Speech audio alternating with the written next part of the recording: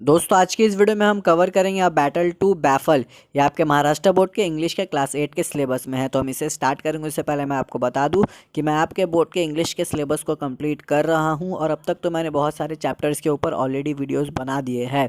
यदि आपने उन सभी चैप्टर के वीडियोज़ को अब तक नहीं देखा तो ऊपर एक आई बटन होगा, आप सिंपली उसमें क्लिक करें, आपको सभी चैप्टर के वीडियोज़ मिल जाएंगे।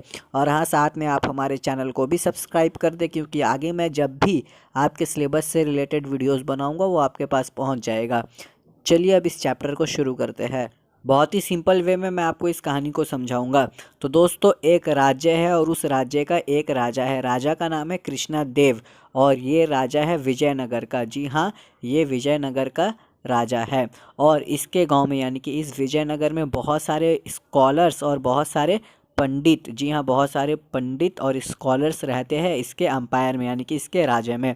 तो दोस्तों, अब एक दिन क्या होता है, इसका जो मंत्री है यानी कि कृष्णदेव का जो मंत्री है वो कृष्णदेव के पास आता है और कहता है कि पंडित शाह आए हुए हैं। अच्छा, मैं इनका डिस्क्रिप्शन बता दूँ। ये जो पंडित शाह है ना, ये मतलब बहुत ही बड़े स्कॉलर है, ये संस्कृत स्कॉलर है। मीन्स इन्हें बहुत ज़्यादा नॉलेज है संस्कृत के बारे में। तो ये जो मंत्री है ये कहता है अपने महाराज को यानी कि कृष्णदेव को कि ये जो पंडित शाह है ना, ये चैलेंज करना चाहता है हमारे राज्य के सभी पंडित्स को। तो दोस्तों, ये सुनने के बाद कृष्णदेव बहुत ही एक्साइटेड हो जाता है और कृष्णदेव सोचता है कि कोई ना कोई तो होगा जो इसे कंपटीशन में हरा दे। यानी कि राजा सोचता है कि इसके राज्य में कोई ना कोई ऐसे पंडित या कोई ना कोई ऐसे स्कॉलर तो होंगे जो इस पंडित शाह को हरा दे। तो अब ये जो कृष्णदेव है ना, ये अपने गांव के सभी पंडितों को बुलाता है और कहता है कि इससे कंपटीशन करना है। लेकिन दोस्तों, अब यहाँ पर अचंभे वाली बात यह है कि कोई भी पंडित इसके गांव का रेडी नहीं है पंडित शाह से मुकाबला करने के लिए। तो दोस्तों, इसके ऊपर ये जो राजा है ना बहुत ही भड़क उठता है और ये खड़ी कोठी भी सुना देता है सभी पंडितों को। जी हाँ, जितने भी पंडित यहाँ पर आए हुए थे। और ये कहता है कि तुम सब में से किसी के पास ज़रा सा भी अकल नहीं है, तुम सिर्फ एक पंडित से कंपटीशन नहीं कर सकते हो।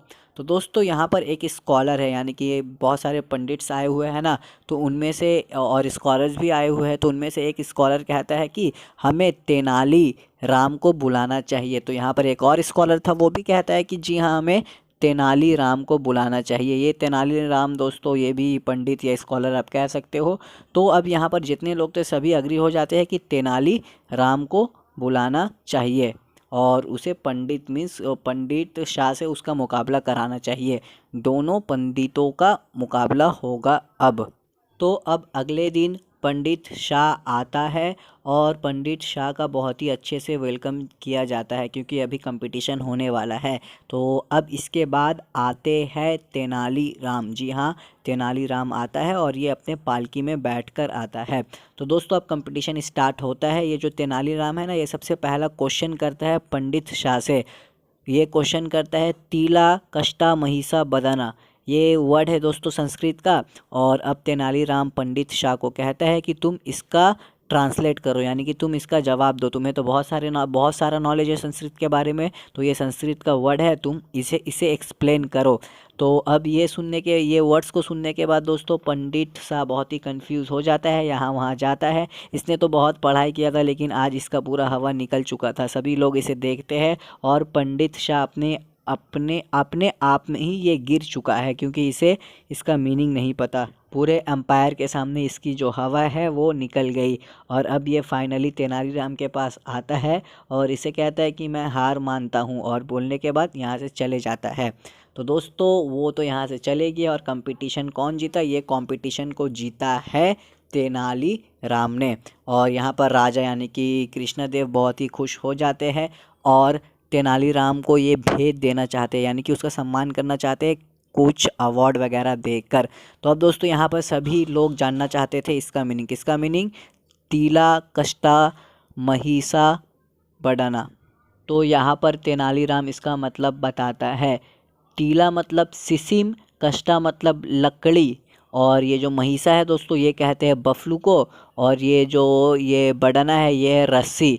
और जब ये यहाँ पर आया था, यानी कि जब कंपटीशन स्टार्ट होने वाला था, और उस वक्त जब तेनालीराम यहाँ पर आया था, ये अपने साथ ये लकड़ी वगैरह लेकर था। तो दोस्तों इसका मतलब मैंने आपको बता दिया, यही था मतलब।